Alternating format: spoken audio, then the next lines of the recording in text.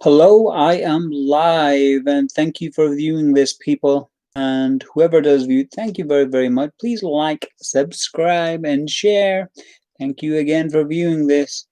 Now, this is my UFC 253 or 253 recap.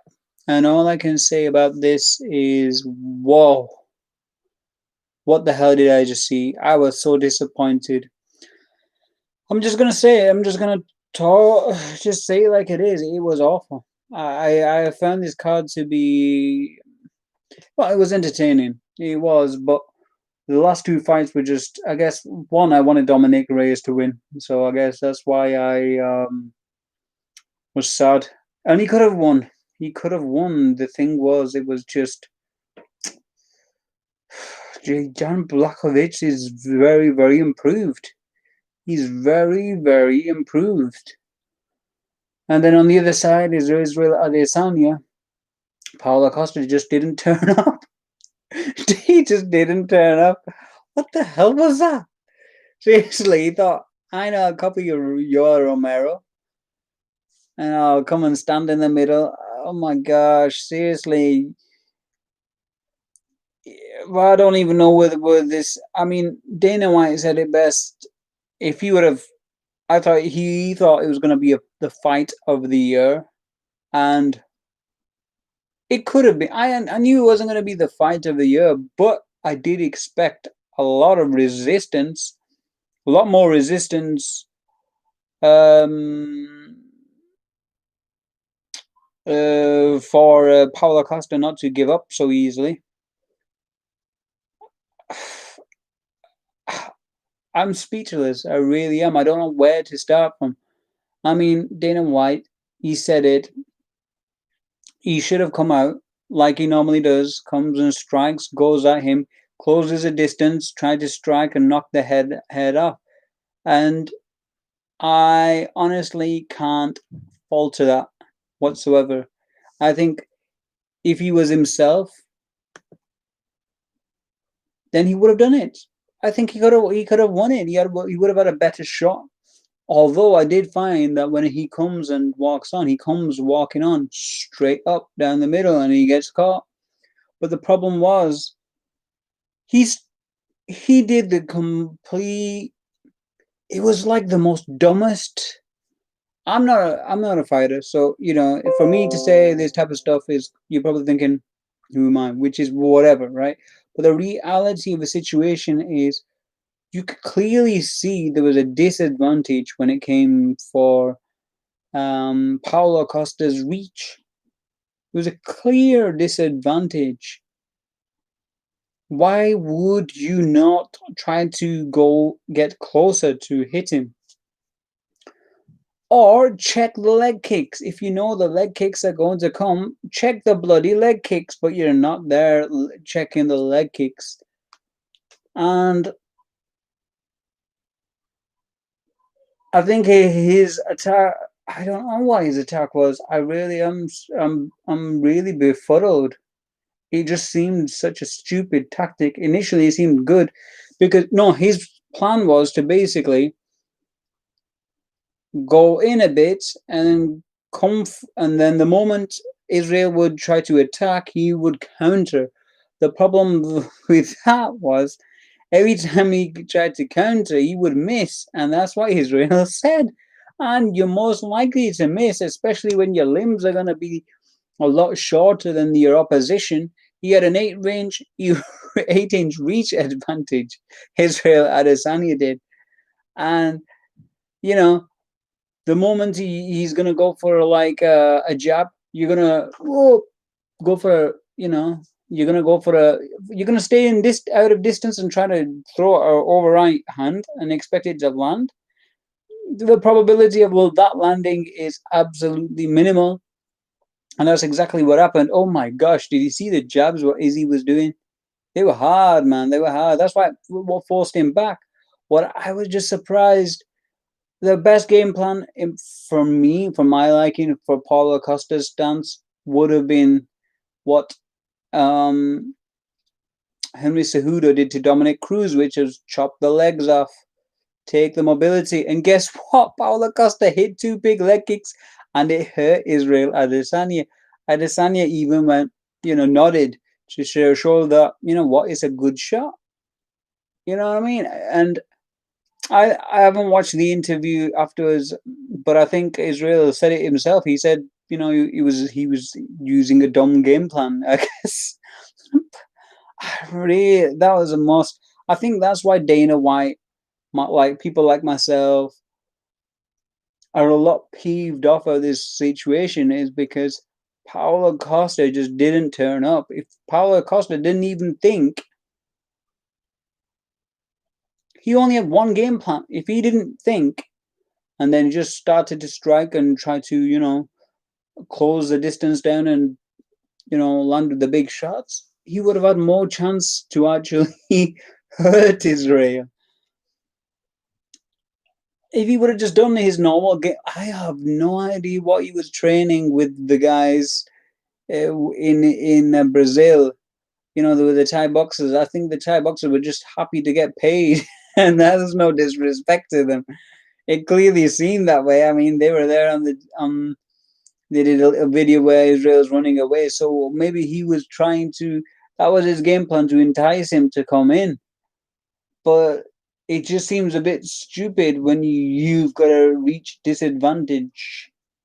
You know what I mean? Kelvin Gastelum had to get in a bit closer to land the shots, regardless of the situation. Even if you want the person to come in, you will try to initiate an attack, like Israel does, throw a jab, throw a leg kick, so that the person can go, oh, okay, I'm gonna go in now. He didn't even do that. He just stood there, but sure he goaded him on with his, like, come on, hit me, and then, ooh, the question mark kick coming from the top man, it landed flush on Paulo Costa. I'm surprised that didn't knock him out there and then. I really am. That was a big shot. I think it was the end of the first round, and then that was the beginning of the end. He started to bleed.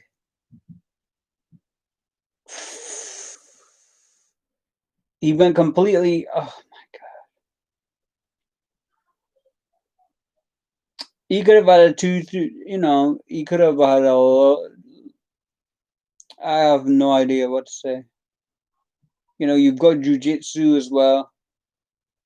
You've got a lot of tools with yourself, and you're not using any of them. Look, it's easy for me to say, but that in hindsight, it's always 2020. But looking at that fight, that just seemed the most dumbest game plan. Even Israel himself, he stood there initially. He wasn't striking with him. He was keeping the distance with him. The reason why? Because he was expecting initially for Paulo Costa to come in and strike him. He was coming for. He was thinking the barrage is gonna come. The barrage is gonna come. Oh, it's not coming. Okay, then let me throw a kick. Let me throw a kick. Let me throw a kick. Oh, nothing's happening here.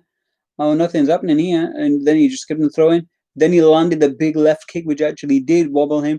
Then he saw, okay, it's time to kill because he's actually hurting. You know what I mean? That's exactly what happened. So even Israel was confused. I'm telling you, initially he thought Paulo Costa is going to come with this flurry. Where is this flurry going to come? And again, he did. And I think he was screaming Joel Romero, because I think he was trying to pretend that that's what he was going to do, and that's exactly what he did. He did Joel Romero, but oh my gosh! Then he clipped him with the left toe hook in the second round, and landed on his temple and knocked him. Great thing is, at least he's not damaged like Dominic Reyes was, which was like his whole face deformed. It seemed that was nasty for Dominic Reyes. But Paulo Costa, I think the biggest thing for me in this fight, I think a lot of people are going to feel very underwhelmed or frustrated. It's not that Israel is not good enough. Israel has improved tenfold. He's a Very talented fighter. Very, very, very talented fighter. Not only that, he's a hard worker as well. But the thing is Paulo Costa never turned up with his A game at all. So Israel just took advantage of it, which is fair enough. You can't blame Israel for doing what anybody else would have not done. You know what I mean? Like, okay, he's not coming at me. I've got the best opposition. I'm gonna, I can fight him at distance. Oh, it's great.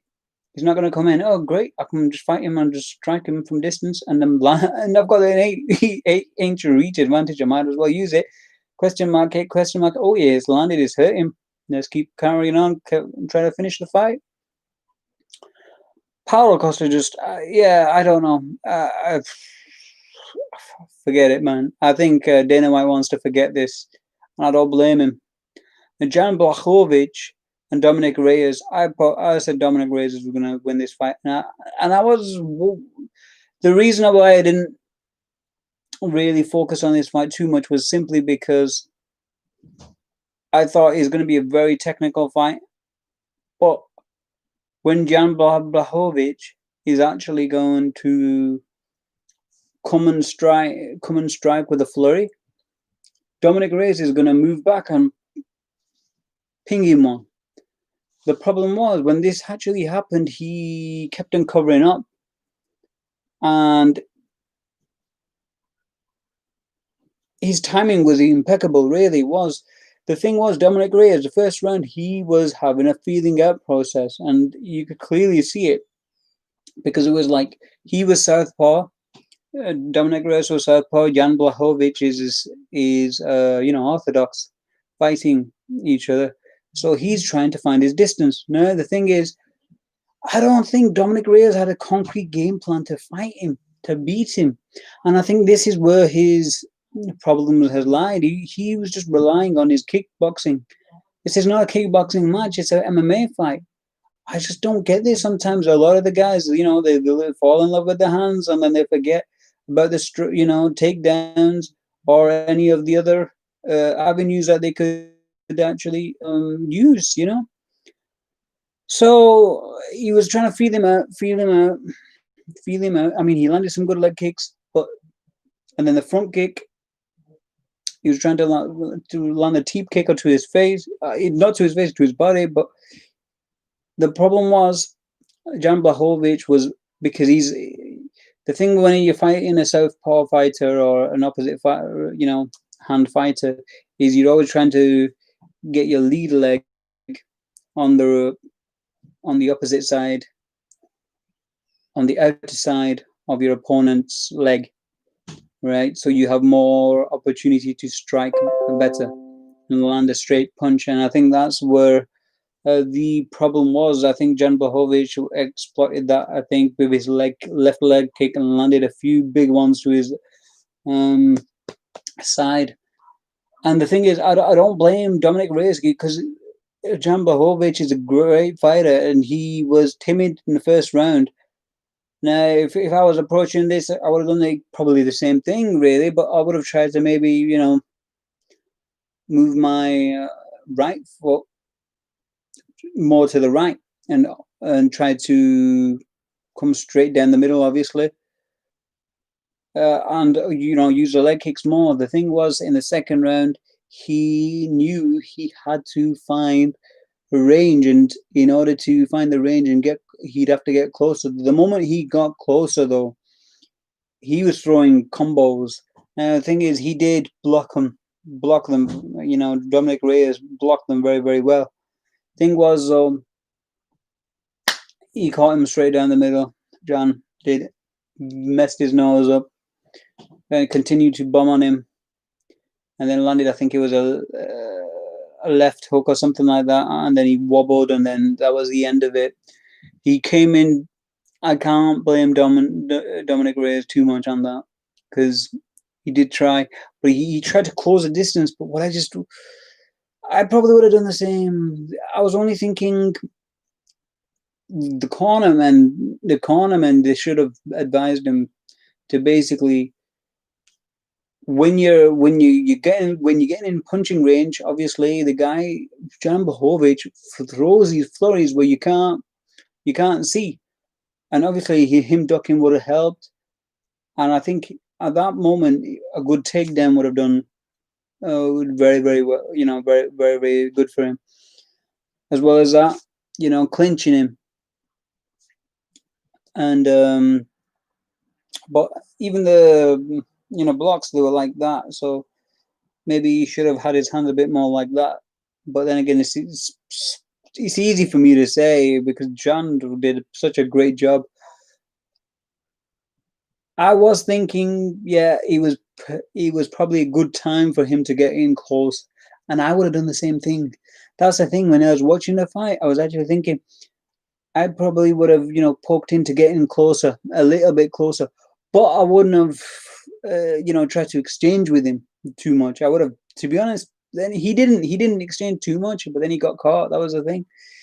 It was kind of annoying for me to watch, but in hindsight, I think he went in too soon. Didn't he didn't find the fight.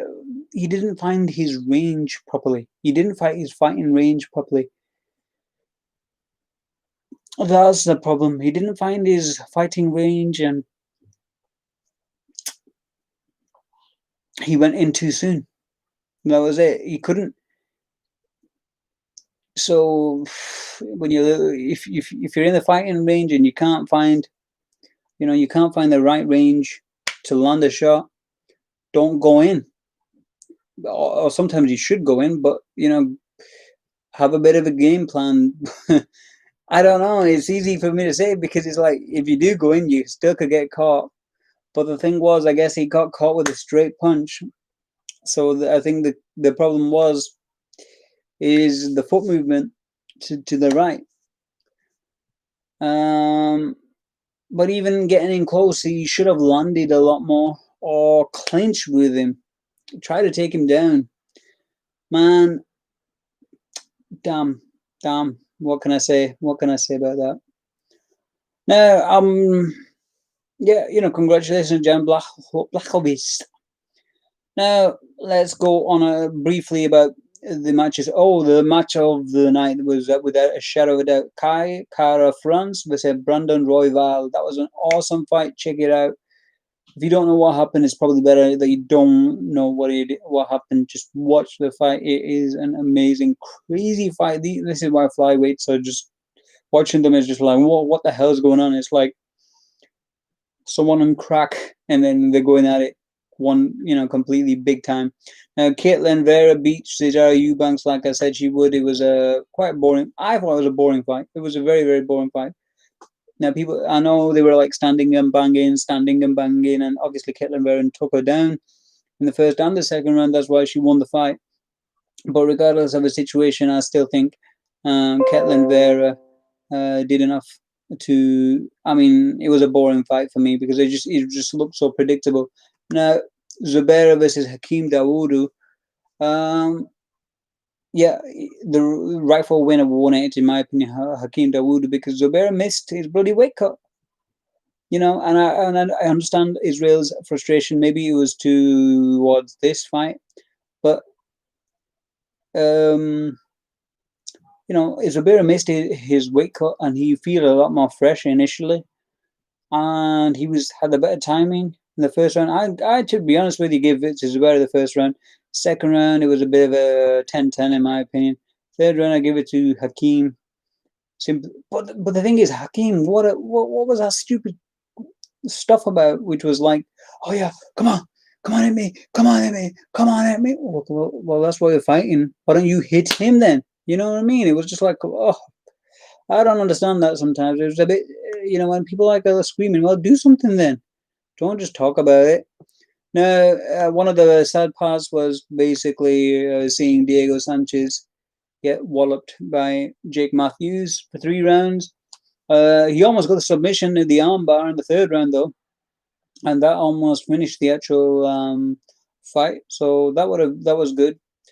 But I wish he did. And the problem with the quiet, with not having no crowd, is everybody can hear everything. So the thing is, the commentators, when they're talking out, and then they're giving instructions, and they go, "Oh, he's gonna go to He's got the armbar. I think he should go for the an omoplata or a triangle or something. And then the commentators started to talk about. I mean, then the cornermen started going, "Oh, get a bloody triangle on him. Get a triangle." Right? Yeah. So I mean, Diego Sanchez. I really think it's time for him to, hang it up, man. I mean, at 170, he looked like a out of shape guy, a real out of shape guy. He just, the whole keep it distance. Respect to Diego Sanchez. He's got a lot of wisdom. He's a lot more wiser now. I think the whole thing about, oh, you know what, he's going to have the last fight against Diego Sanchez. Again, Diego Sanchez is going to fight Conor McGregor for the last fight. What the hell is all that about? Is that for money? Because I'm sure. Look at Cowboy. He fought he fought at a real soon time. Quick time. He fought Conor, and straight away he fought Pettis like a month or two later. Why? Why?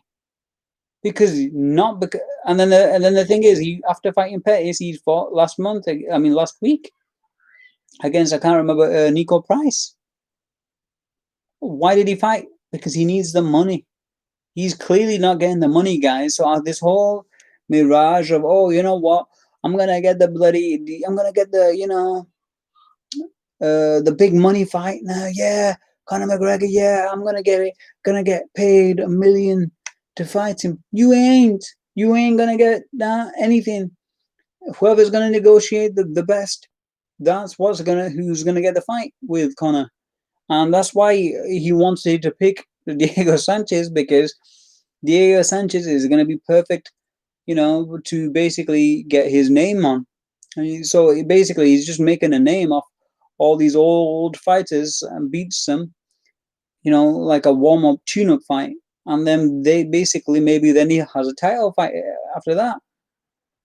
And I think that's where maybe Dana White was annoyed at Conor McGregor, because for number one, for the first time, someone's actually he got the DMs and showed it to the public. Conor actually did that, and what's his name? Dana was annoyed at it about it, which is fair enough. To be honest, I totally agree with that. You should, if you've had a private conversation, why are you just going to share it with the world? It's beyond me, unless you think you're bigger than the company, which unfortunately Conor sometimes does believe that. The only reason he became bigger than the company is simply because the Fertitta brothers let him. They knew what to do, when to do, and how to do it. And so did Dana, and Dana let him. If nobody let him, then this wouldn't have happened. I mean, you had Jose Aldo wanted to actually get a title fight. He wanted to fight Pettis a long time ago when he was the 145 champ, and Pettis was the 155 champ. They wouldn't allow that. So what was all that about? But uh, I guess maybe he thinks he's his son or something like that. I don't know. But then Dana was angry about it, and he was saying that, what, he wants to fight an unranked guy, Diego Sanchez. It's a bit much, you know what I mean? And then on top of that, he did talk about the whole Conor McGregor versus Pacquiao. He said, "Oh, I don't know anything about that." So that could be happening. It could not be happening. No one knows really. To be honest, it sounds as though it's not happening, and or to be honest, it might be happening, because I think it was last week he spoke to like BT Sport. Dana did, and then he said he's got something planned in boxing. So, and then a few days later, Connor's showing up, showing his hooks, his uppercuts, etc. And he looked rather rigid, to be honest. So in that regard, it could be happening that particular fight, against Pacquiao. Could be happening that. You never know. But should it happen? I don't think so. And the reason I say that is because I watched the fight again, Floyd Mayweather versus Conor McGregor, and it did look like someone the sensei teaching the student how to fight. So you're saying, come on then, okay, come on, show me how to fight. Come on, hit me, come on. And he did. Conor hit him with all his big shots. He hit him, the whole 9 yards, man. He hit him. Oh, damn! It's so dark. Oh, flipping heck. Sorry, I didn't see that. It's probably it looks scary now, actually. Okay. Wait, let me turn the line. Might help. Yeah, I think it will help. 1 second. Yep, yep, yep, yep.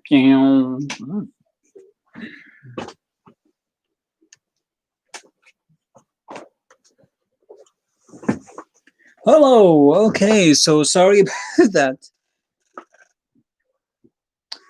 You might be able to see me now. I mean, it probably looked a lot scary before with me like that.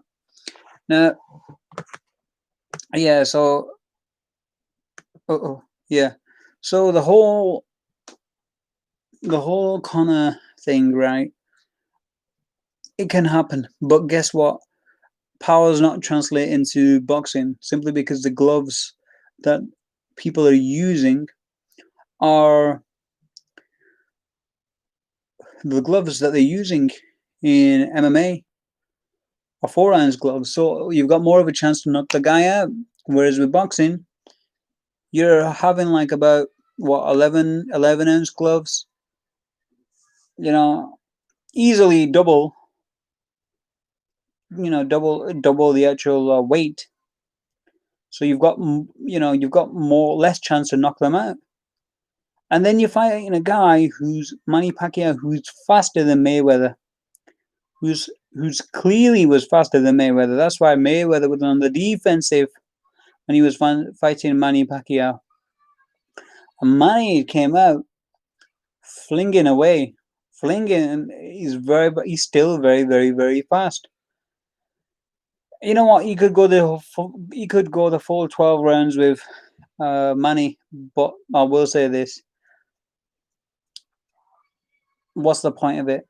What's the point? He will get beat. I think to be honest, I think he might end up like um Oscar De La Hoya versus Manny Pacquiao. Oscar just didn't know what to do, and he just ended up covering up and taking all the punches, and then they had to stop the fight, around 7 or something like that. I think it will be the same situation. So yeah, in that regard, I'm gonna say no. Il n'y a pas. I'm not going to do that. Now, Khamzat Chimaev, after the actual fight against for Israel Adesanya, he's basically said, well, he said, you know what, give me the skinny boy. You know what, that's a good thing for him. But I would say it's too soon. I think it's too soon. Number one, I don't think I think Adesanya is a lot faster than Khamzat, to be honest. I don't know if he can actually. I don't know if he can get close enough to him. I mean, as quick as he can beat him. He can beat him, but I think he should have one more fight, one more middleweight fight, and then fight him. The middleweight fight, I do think Damian Maia is probably the best one because he's fought at welterweight and he's fought at 185 pounds. So I think for him that would be the most appropriate fight. No, everybody else is booked right now, and or just fight Leon Edwards. Fight Leon Edwards, but Dana's not looking for that because obviously Leon Edwards wants to fight. Well, not Leon Edwards wants to fight. I mean, Stephen Thompson wants to fight Leon Edwards, but they were trying to book Stephen Thompson versus Khamzat, but Stephen Thompson doesn't want to be a stepping stone because that's what happened for Darren Till. Remember, he became a stepping stone for Darren Till. so he could get the title fight against Tyron Woodley. So I don't think he wants to do that. So I think, you know, Khamzat could fight anyone, man. You know what I mean? Let me just see. UFC middleweight rankings. Now Israel's saying obviously the next guy is Jared Cannonier, and I think that's going to be most likely, without a doubt. On 24th of October, Jared Cannonier is going to fight Robert Whittaker. Now, if after the fight, if he's not injured, then Israel should fight Jared, really. And I think then his legacy is set for stone, to be honest. Then Israel, he should just fight John Jones, and that will be the end of it. Now, speaking of John Jones, Jan Blachowicz is basically, during the fight, he was actually giving advice, so to speak, on his Twitter, saying, you know what, you should throw the leg kick more.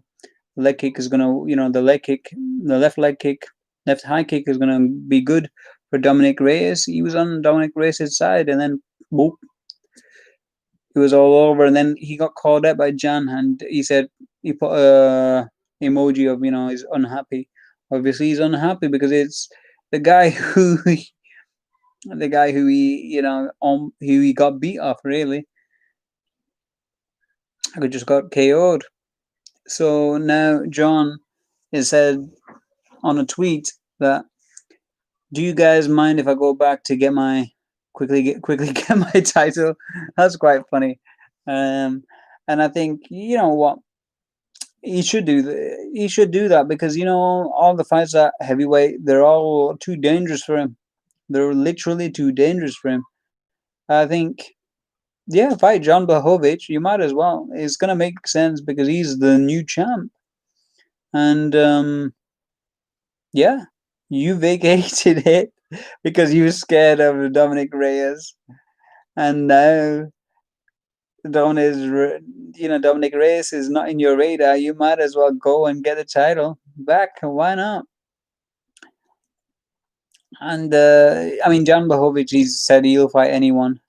And he said the improvements that he made is keeping his hands up, because that's what happened against because the next fight that he could fight is either Thiago Santos. I think that should be a good fight. If John doesn't want to take the fight, Jan Blachowicz can fight Thiago Santos, and I think that would be a good fight. Now the thing is, I think they train together anyway. That's a bit weird, but regardless of the situation, I think he can definitely win. I think he can beat John. I do think he can beat John. But he even said that he's willing to fight Israel as well, Israel Adesanya. And so in general, this whole UFC 253, what can I conclude about it? I can conclude about this is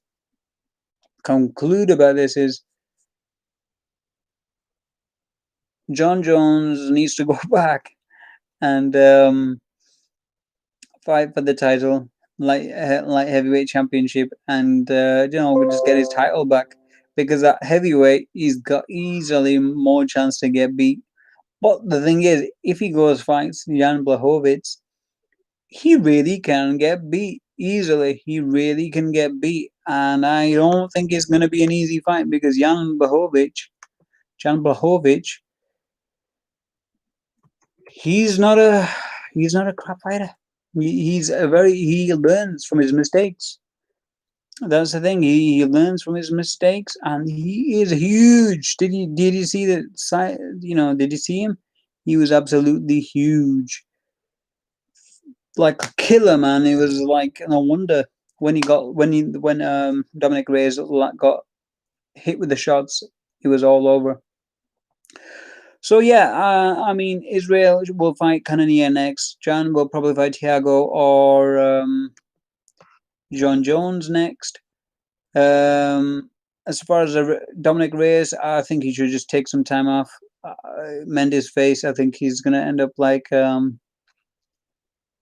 guy who's gone to Bellator now. I'm not so sure what his name is. But anyway,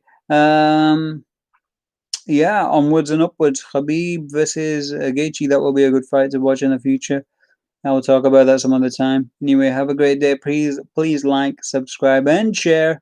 Have a great day. Peace.